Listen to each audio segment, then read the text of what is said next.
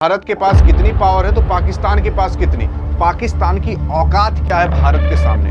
महाराष्ट्र तो उसकी GDP 500 billion है और पूरे पाकिस्तान की जीडीपी 350 बिलियन है। अगर टाटा और अंबानी अडानी को मिला लो तो पूरे पाकिस्तान को खरीद के बेच देंगे और फर्क नहीं पड़ेगा भारत को। पाकिस्तान सोचता है कि आकर भारत से लड़ लेंगे। तो पाकिस्तान की औकात और पाकिस्तान की आर्मी के बारे में आज आपको पता चलेगा। देखो, सबसे पहले ट्रांसपोर्ट एयरक्राफ्ट के बारे में अगर बात कर लें कि भाई ऐसे एयरक्राफ्ट जो कि सामान को इधर से उधर, हथियार को इधर से उधर ले जाने का काम करते हो, तो भारत के पास कितना है और पाकिस्तान के पास कितना है। तो भारत की बात कर लें तो भारत के पास 264 है तो पाकिस्तान के पास केवल 60 है।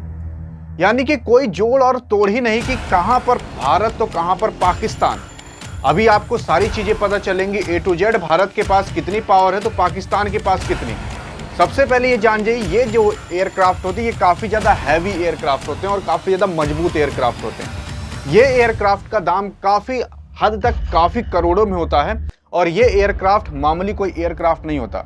ये एयरक्राफ्ट अगर आप कहोगे तो बड़े से बड़े टैंक, तो बड़े से बड़े मतलब कितने भी भारी सामान आप रख दो, इसको ये एक जगह से दूसरी जगह पर आराम से लेकर चला जाएगा। इसके अंदर कई 100 आर्मी भी बैठा सकते हो और उसी के साथ साथ कई सारे हथियार, तो कई सारे टैंक भी आप बैठा सकते हो। इसके बाद अगर बात करें हम, अगला आता है फाइटर एयरक्राफ्ट। ऐसे एयरक्राफ्ट जो कि फाइट में यूज होते हैं, यानी कि जो आप ये देखते हो जहाज ना, जो फाइट करते हैं, जो गोला बारूद लेकर जाते हैं, जो गोला बारूद गिराते हैं, वो फाइटर एयरक्राफ्ट भारत के पास 606 हैं तो 387 पाकिस्तान के पास केवल है। यानी कि आधा है, ऐसा मान सकते हो। फिर टोटल एयरक्राफ्ट की बात कर लें तो भारत के पास 2296 तो 1434 पाकिस्तान के पास है, लगभग आधा। मतलब सभी चीज़ों में पाकिस्तान आपका आधा चल रहा है, लेकिन फिर भी पाकिस्तान की बोलती ऐसे निकलेगी कि जैसे लगेगा कि भाई सभी चीज़ों में पाकिस्तान ही आगे है। फिर हेलीकॉप्टर की बात कर लें तो भारत के पास 869 है तो 352 पाकिस्तान के पास है, आधे से भी कम। ये जो आपको हेलीकॉप्टर दिखते हैं ना, आधे से भी कम पाकिस्तान के पास है। अगर सबमरीन की बात कर लें तो भारत के पास 18 है तो पाकिस्तान के पास केवल 8।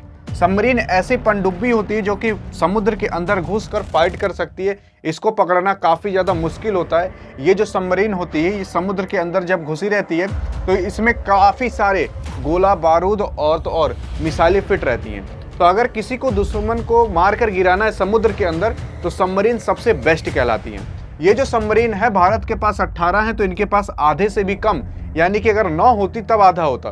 यानी कि अगर सबमरीन से लड़ाई हो जाए भारत और पाकिस्तान के बीच तो पाकिस्तान कहीं भी नहीं टिकेगा भारत से। और भारत के पास जो सबमरीन है वो भाई नेक्स्ट लेवल की हैं और इनकी तो सारी सबमरीन मेड इन चाइना है। कब टाटा फिश से बोल जाए इसका कोई पता नहीं। इसके बाद नेवी फ्लीट की बात कर लें तो इंडिया के पास 294 है तो 114 पाकिस्तान के पास है। और multiple launch rocket system 702 Bharat के पास है तो 602 पाकिस्तान के पास है। मल्टीपल लॉन्च रॉकेट सिस्टम का मतलब ये होता है ऐसे ट्रक, तो ऐसे व्हीकल जहां से आप किसी गोला बारूद को लॉन्च कर सको, किसी मिसाइल को लॉन्च कर सको, तो भारत के पास 702 है। और भारत में जो बनाने का काम करता है वो DRDO करता है, जो कि एक संस्था है भारत के अंदर बनाई गई है, वही इसको बनाने का काम करता है। और टाउड आर्टिलरी की बात कर ले तो 3243 भारत के पास है तो 3238 पाकिस्तान के पास है। ये जो होता है ये भी काफ़ी महंगा आता है, इसको बनाना थोड़ा आसान होता है क्योंकि ये हर चीज़ मेड इन चाइना ले लेता है, तो इसके लिए काफ़ी आसान होता है। तो यही का हल्की से भारत से बराबरी कर पाया है और तब भी भारत से पीछे ही है। और टैंक की बात कर लें तो भारत के पास 4614 है तो पाकिस्तान के पास 3742।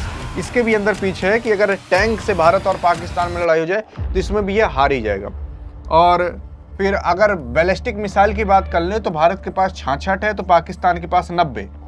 एक ऐसी चीज़ है जिसके अंदर पाकिस्तान भारत से आगे है। लेकिन अगर एक चीज़ मैं आपको बताना चाहूँ, भारत के पास जो बैलिस्टिक मिसाइल है, बैलिस्टिक मिसाइल देखो कई प्रकार की होती हैं। बैलिस्टिक मिसाइल का मतलब जैसे कि ये जमीन है, यहाँ पर आप लॉन्च कर रहे हो तो कुछ बैलिस्टिक मिसाइल इस तरीके से जाकर गिरती हैं जहाँ पर आप टारगेट सेट किए रहोगे।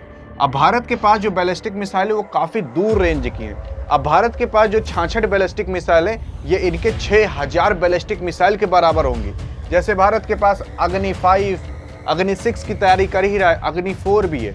अगर ये सब बैलिस्टिक मिसाइल ले लोगे तो ये काफ़ी ज़्यादा आधुनिक होती है।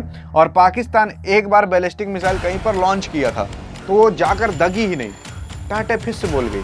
यानी कि कहीं पर ये कोई मिसाइल लॉन्च किया था, वो बैलिस्टिक मिसाइल थी कि नहीं, लेकिन कहीं लॉन्च किया था, वो गलती से जाकर गिर गई और दगी ही नहीं। जैसे दिवाली में भारत में पटाखे फुस से बोल जाते हैं, वैसे पाकिस्तान की मिसाइलें फुस से बोल जाती हैं। और तुलना करते हो तुम भारत से, एक चीज़ में आगे हो गए तो इसका रोब ये काफ़ी ज़्यादा दिखाते हैं। अगर न्यूक्लियर बॉम्ब की बात कर लें, जो न्यूक्लियर बॉम्ब तुम लोग चिल्लाते रहते हो पाकिस्तान वाले, तो भारत के पास 172 है तो तुम लोग के पास 170 ही। अगर इसमें भी लड़ाई हो जाए तो तुम कहीं टिक नहीं पाओगे।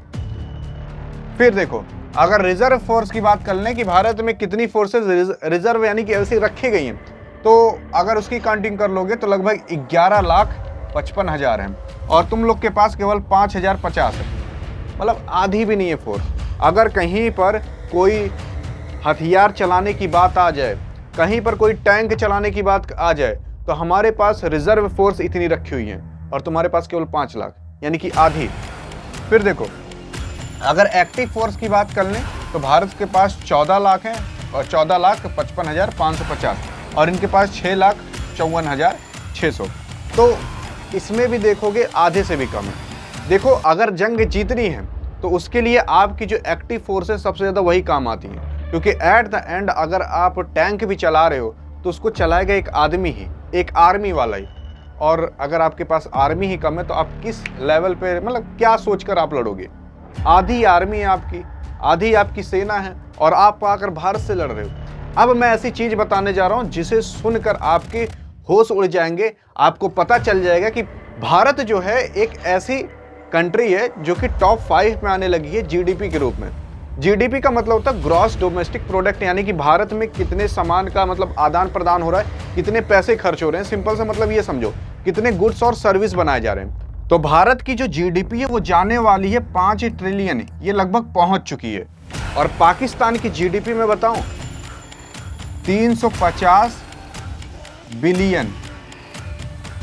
और भारत में जो एक स्टेट है महाराष्ट्र, उसकी जीडीपी आपको पता है महाराष्ट्र की 500 बिलियन है। अब कुछ कंपैरिजन दिखा, यानी कि अगर हम भारत के केवल एक स्टेट को ही जोड़ ले महाराष्ट्र, तो उसकी जीडीपी 500 बिलियन है और पूरे पाकिस्तान की जीडीपी 350 बिलियन है। यानी कि आप सोच सकते हो, अगर आपका महाराष्ट्र वो बस 100 बिलियन और बढ़ा ले तो पाकिस्तान उसका आधा आ जाएगा। और केवल एक स्टेट को हम ले रहे हैं। भारत की जो राज्य हैं अगर उनको आप जोड़ते हो तो उसी से ही बनती है जीडीपी। जैसे महाराष्ट्र कितनी जीडीपी है, उत्तर प्रदेश की, मध्य प्रदेश की, इन सब की जीडीपी को मिलाकर कहा जाता है भारत की टोटल जीडीपी कितनी है। भारत के केवल एक राष्ट्र की बात कर लें तो महाराष्ट्र, तो उसकी जीडीपी 500 बिलियन है और पूरे पाकिस्तान की जीडीपी 350 बिलियन है। यानी कि अगर हम पाकिस्तान और महाराष्ट्र को लड़ा देना तो महाराष्ट्र के ज़्यादा चांस होंगे कि वो जीत जाए। और भारत के केवल मुकेश अंबानी और टाटा को मिला देना तो पूरे पाकिस्तान को खरीदने का दम रखते हैं, क्योंकि आपके ही मुकेश अंबानी साहब की कंपनी अगर सारी मिला ले जाए तो 100 बिलियन से ऊपर हो जाती है और टाटा की भी हो जाती है। तो अगर टाटा और अंबानी अडानी को मिला लो तो पूरे पाकिस्तान को खरीद के बेच देंगे और फर्क नहीं पड़ेगा भारत को। इस तरीके का भारत है। और पाकिस्तान सोचता है कि आकर हम भारत से लड़ लेंगे। भाई ये औकात है तुम्हारी कि अगर अपने एक राष्ट्र को मिला देना तो तुम्हारा हालत खराब हो जाएगा और पूरा भारत से आप लड़ने जा रहे हो। दिमाग तो खराब नहीं है तुम लोग का पाकिस्तान वाले। तुम भारत से लड़ोगे जो 5 ट्रिलियन पहुंचने वाला है और तुम 300 बिलियन पर अटके हो। यार इलॉन मस्क ना 500 बिलियन तक पहुंच गया है और तुम 300 बिलियन पूरा पाकिस्तान देश होकर नहीं पहुंच पाए। ये औकात है तुम्हारी।